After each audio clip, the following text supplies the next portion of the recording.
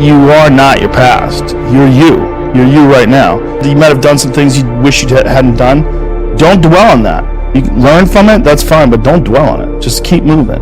Use it as fuel. Say never again. I get what I did wrong, but don't think that you're that person that made those mistakes. You're the person who's learned.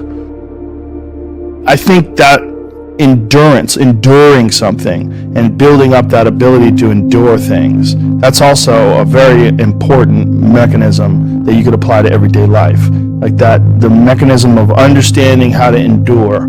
There's a lot of people just running from discomfort. They're running from it. They're just avoiding it. It's so easy to.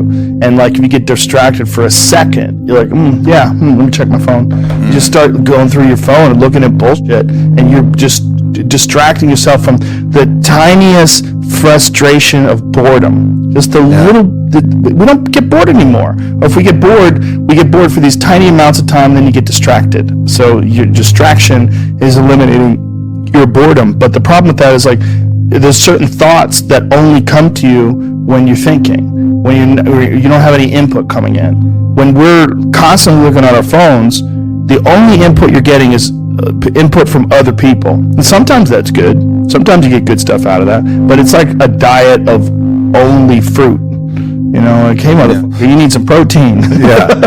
Like you need to get some other things in your diet. And I think having discomfort in your diet, like having it as a regular part of your life, it minimizes the amount of other kinds of bullshit. And I think that insanity and greatness are next door neighbors, and they borrow each other's sugar.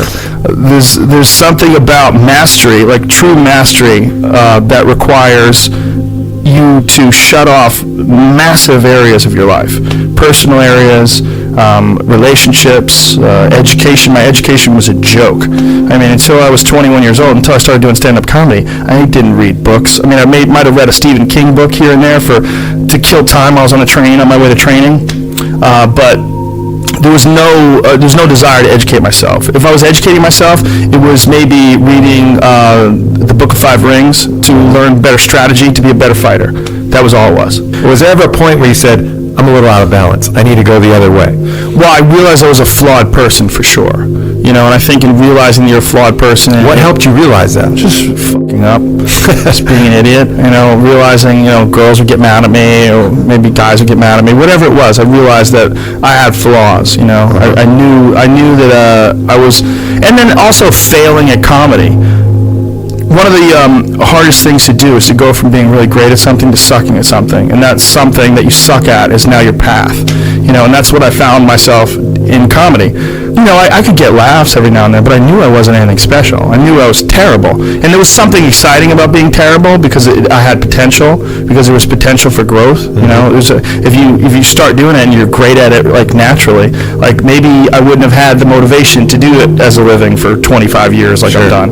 I don't know. But at that time, making that transition from martial arts competition to being a comedian, that's when I started going down the road of balance and started trying to balance myself as a person.